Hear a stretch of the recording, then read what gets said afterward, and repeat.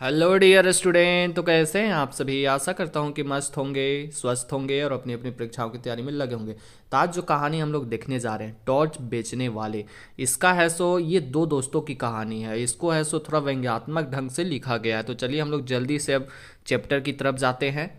और ये आपका चैप्टर है टॉर्च बेचने वाले। इसमें संपूर्ण अध्ययन चलिए हम लोग करते हैं, महत्वपूर्ण प्रश्न भी देखेंगे कुछ कुछ। और चलिए जल्दी से हम लोग लेखक परिचय देखते हैं। तो लेखक कौन है इसके? हरिवंश परसाई। कौन है? हरिवंश परसाई। इनका जन्म 1922 में हुआ था और इनकी मृत्यु 1995 में हो चुकी है। हरिवंश परसाई का जन्म जमानी गांव, जिला होशंगाबाद, मध्य प्रदेश में हुआ था। कहाँ हुआ था? मध्य प्रदेश में। उन्होंने नागपुर विश्वविद्यालय से हिंदी में एमए किया। चूंकि वो हिंदी के साहित्यकार हैं तो उन्होंने हिंदी में एमए किया। कुछ वर्षों तक अध्यापन कार्य करने के पश्चात सन 1947 में स्वतंत्र लेखन में जुड़ गए। स्वतंत्र लेखन मतलब होता है कि किसी मतलब अपने से लिखना में जुड़ गए। उन्होंने जबलपुर में वसुधा नामक साहित्यिक पत्रिका का निकाली। मतलब वसुधा, उनका जो साहित्यिक पत्रिका था उसका नाम वसुधा था। परसाई ने व्यंग्य विधा को साहित्य प्रतिष्ठान प्रदान की। व्यंग्य विधा मतलब होता है कि थोड़ा मजाकिया ढंग से बोलना, थोड़ा कॉमेडी ढंग से है सो लिखना। तो उसका जो विधा है उसको है सो वो प्रतिष्ठा प्रदान किए साहित्य में। उनके व्यंग्य लेखों की उल्लेखनीय विशेषता यह है कि वे समाज में आई विसंगतियों, विडंबनाओं पर करारी चोट करते हुए चिंतन और कर्म की प्रेरणा देते हैं। ये भी कहानी आप जो पढ़ने जा रहे हैं टॉर्च बेचने वाले, इसमें कहीं ना कहीं समाज की विसंगतियों के बारे में ही चर्चा किया गया है। परसाई को ने 2 दर्जन से अधिक पुस्तकों की रचना की। कितने? 2 दर्जन से अधिक। जिसमें विशेष रूप से उल्लेखनीय है हंसते रोते, जैसे उनके दिल फेरे, ये कहानी संग्रह है, रानी नागफनी की कहानी, ये बहुत सारे हैं। आप इसको थोड़ा सा बुक में भी पढ़ लीजिएगा। यहाँ संकलित रचना टॉर्च बेचने वाले में टॉर्च के प्रतीक के माध्यम में परसाई ने आस्थाओं का बाजीकरण और धार्मिक पाखंड पर प्रहार किया है। जब आप इसमें पढ़ेंगे 2 दोस्तों की कहानी में, तो कैसे एक दोस्त है कि टॉर्च बेचता है घूम घूम के और एक दोस्त है कि प्रवचन करने लगता है। तो चलिए हम लोग कहानी की ओर जल्दी से चलते हैं। लेखक की मुलाकात ऐसे व्यक्ति से होती है जो पहले शहर में टॉर्च बेचा करता था। ये लेखक है। सो कहानी में अब जाइएगा तो देखिएगा सबसे पहले उसकी मुलाकात एक व्यक्ति से होती है जो कि बेचारा टॉर्च बेच रहा था। क्या बेच रहा था? टॉर्च बेच रहा था। तो उससे है सो अब क्या हुआ कि उसको देखता है कि पूरा वो ऐसे दाढ़ी उड़ी बना लिया है। तो लेखक उससे पूछता है कि यार तुम दाढ़ी उड़ी बना लिए हो, क्या बात है, पूरा एकदम बढ़ा हुआ है। तो बोलता है नहीं, अब मैं टॉर्च नहीं बेचूंगा। तो पूछता है उसके पीछे कहानी क्या? अच्छा टॉर्च तुम काहे नहीं बेचोगे, तुम कहानी बताओ। तो उसके बाद क्या होता है कि उसके हुलिया को देखकर लेखक को लगा कि शायद उसने संन्यास ग्रहण कर लिया। अब देखो पूरा दाढ़ी वगैरह बढ़ा लिया था साधु संत जैसा। तो लेखक को लगता है कि शायद उसने संन्यास ग्रहण कर लिया है।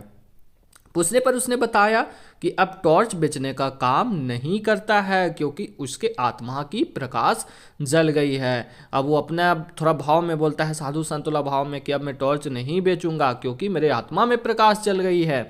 एक घटना ने उसका जीवन बदल दिया है। क्या हुआ? एक घटना जो उसके साथ घटित हुई उसमें उसका जीवन बदल दिया है। तो उसके बाद वो कहानी बताता है। उसने बताया कि 5 साल पहले पैसे कमाने के लिए 2 दोस्त अलग अलग चल पड़े। अब देखो क्या था कि दोनों दोस्त एकदम बैठे हुए थे मस्त, कहीं चाय के टपरी पर चाय पी रहे थे। बेचारे के पास पैसा था नहीं, रोजगार था नहीं कुछ।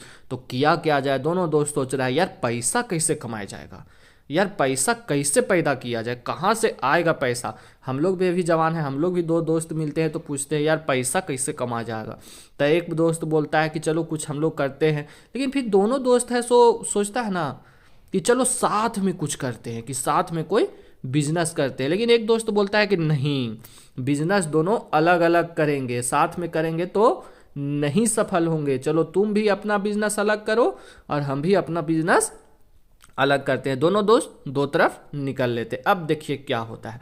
वह अपनी आवश्यकताओं को पूरा करने के लिए सूरज छाप टॉर्च बेचने लगा। पहला जो दोस्त था वो क्या करने लगा? सूरज छाप टॉर्च बेचने लगा। वह लोगों को रात के अंधेरे का डर दिखाकर शहर के चौराहे पर टॉर्च बेचा करता था, जिससे लोग अधिक टॉर्च खरीद। आज भी आप देखते हैं कि अगर किसी को दूध बेचना है किसी पैकेट का, तो उसे बोलता है कि इसमें बहुत सारा विटामिन है, बहुत में क्या उसको बोलते हैं मिनरल्स है, आप इसको पीजिएगा तो हष्ट पुष्ट हो जाइएगा। तो वैसा ही सूरज छाप टॉर्च भी जो बेचता था वो भी पूरा बोल रहा है कि आप अंधेरे में आपको सांप काट लेगा, बिच्छू काट लेगा, इत्यादि इत्यादि बात। इसलिए आप टॉर्च को ले लीजिए और टॉर्च जला के अंधेरे में चलिए। ऐसा करके वो बेचारा टॉर्च बेचता था। लेकिन अचानक से 5 साल बाद अचानक से जब 5 साल गुजर गया उसके बाद क्या होता है, वायदे के मुताबिक जब वह अपने दोस्त से मिलने उसी जगह पर पहुंचा जहां से वो लोग अलग हुए थे, लेकिन वहां कोई नहीं मिला। वो अकेले था तो उसे लगा कि यार कोई तो यहाँ आया होगा, क्या मेरा दोस्त भूल गया क्या कि हम लोग 5 साल के बाद यहाँ मिलने वाले थे। लेकिन सोचा चलो कोई बात नहीं। शाम को जब वह शहर के सड़क पर चल रहा था खोजते खोजते अपने दोस्त के, तो उसने देखा भव्य पुरुष को एक मंच पर प्रवचन देते सुना। अब मान के चलिए कि एकदम जैसे कहाँ कैसे होता है कि कहीं कोई सिंगर आया हुआ है या कोई साधु संत आए हुए हैं, महात्मा आए हुए हैं, तो एकदम प्रवचन देते रहते हैं। तो वो भी देखता है यार यहाँ पे कोई प्रवचन दे रहा है। मैदान में हजारों श्रद्धा के सिर झुकाए बातें सुन रहे, मैदान में हजारों लोग हैं, करोड़ों लोग हैं और श्रद्धा से सिर झुकाए हुए हैं, मतलब प्यार से सिर झुकाए हुए हैं और उनकी बातें सुन रहे। वह लोगों की आत्मा के अंधेरे के दूर करने के तरीके को समझा रहा है। कैसे लोग बोलता है कि नहीं सब मोह माया है, सब मोह माया है। आजकल के साधु संत ऐसे ही ना बोलते हैं। हम भी सुने भाई, मैं भी हिंदू धर्म से ही बिलोंग करता हूँ और मैं भी भगवान श्री राम का बहुत बड़ा भक्त हूँ। लेकिन साधु संत हैं कुछ की लोग बोलते हैं कि आप है सो ये सब के चक्कर में मत पड़ो, ये जो हमारी दुनिया है अभी वो ऐसे है तो वैसे है, तो आप मत पढ़ो, आप पैसे को त्याग दो, मोह को त्याग दो, प्यार को त्याग दो। कई तरह के प्रवचन देते हैं। तो वैसे ही ये व्यक्ति जो था वो प्रवचन दे रहा था कि आप अपने अंदर के उजाले को पहचानो, आप अपने आत्मा के उजाले को पहचानो, ऐसा करके वो प्रवचन दे रहा था। उस आदमी की वेशभूषा साधुओं की तरह थी। अब भाई वास्तविक है कि वो साधु है तो वेशभूषा भी साधु की तरह होगी, जिसके कारण वह उसे पहचान नहीं पाया। अब मान के चलिए कि वो दोस्त था, वो बेचारा देखा होगा उसको बिना मैंने नॉर्मल कपड़ों में, अब साधु संत के वेशभूषा में था तो पहचान नहीं पाया। वो अपना प्रवचन पूरा करके मन से उतर कर ही जैसे अपनी गाड़ी की तरफ बैठा तो उसने टॉर्च बेचने वाले को पहचान लिया। लेकिन क्या था कि वेशभूषा तो उसका चेंज था ना। एक आदमी था उसका वेशभूषा चेंज था, लेकिन दूसरा आदमी था उसका वेशभूषा तो चेंज नहीं था। तो वो इसको पहचान लिया कि अरे यार ये तो मेरा दोस्त है जिसके से हम 5 साल पहले बिछड़े थे। दोनों दोस्त 5 साल बाद मिल रहे थे। कितने साल? 5 साल बाद। पहला दोस्त रात के अंधेरे को दूर करने के लिए टॉर्च बेचकर पैसा कमाता था, तो दूसरा दोस्त आत्मा के अंधेरे को दूर करने का उपदेश देने का धर्माचार्य बन के पैसा कमाता था। वह दूसरे दोस्त के वैभव और धन दौलत के चमक को देखकर निश्चित करता रह गया कि सूरज कंपनी के टॉर्च बेचने से अच्छा है कि वह धर्माचार्य बनकर लोगों के मन के अंधेरे को दूर कर। अब देखिए क्या हुआ कि दूसरा दोस्त था उसका जो धर्माचार्य बन गया था, साधु बन गया था, वो उसको ऐसे अपने घर पे लेके जाता है। अब घर पे लेके जाता है, देखता है यार इसका घर इतना आलीशान, ये ऐसे सोता है, ऐसे खाता है, तो उसको लगा कि यार मैं भी अब यही काम करूँगा, सबसे बड़ा धंधा यही। और अभी भी कभी समय में सबसे बड़ा धंधा धर्म का धंधा है। कहीं ना कहीं हम लोग भी देखते हैं ये इस चीज़ को नकारा नहीं जा सकता कि कहीं ना कहीं धर्म का धंधा सबसे बड़ा है। आज हम हिंदू ले लें या मुस्लिम ले लें, मुस्लिम समाज में भी ये चीज़ है, हिंदू समाज में भी ये चीज़ है, सब में है, धर्म का धंधा सब में चल रहा है।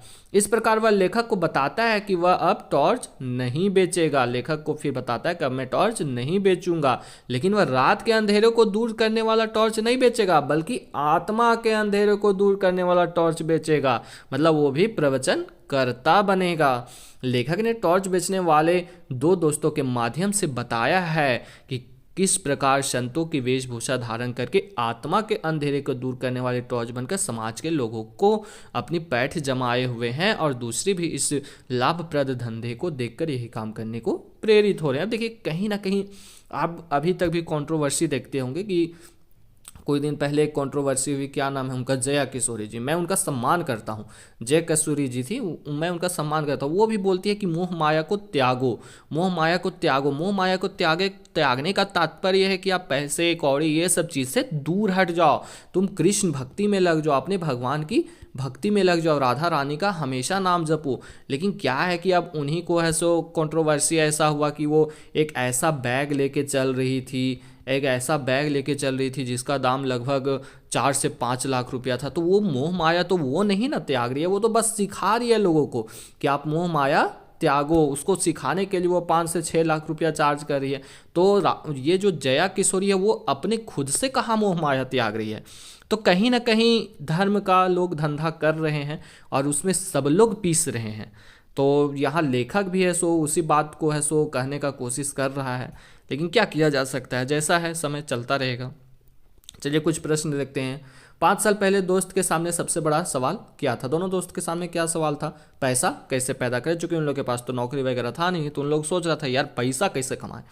टॉर्च बेचने वाला लोगों को अंधेरे का डर क्यों दिखाता? ये टॉर्च बेचने वाला जो था वो लोगों को अंधेरे का डर क्यों दिखाता था? क्यों? टॉर्च बेचने के लिए, कि अंधेरे का डर होगा तभी तो लोग टॉर्च खरीदेगा। जब आपको पढ़ाई का सही तरीका मालूम होगा, पढ़ाई से फ़ायदा मालूम होगा, तब तो आप ट्यूशन कोचिंग ज्वाइन कीजिएगा। अब जब मालूम है ये नहीं है कि पढ़ाई से क्या फ़ायदा है, तो काहे ट्यूशन कोचिंग ज्वाइन कीजिएगा।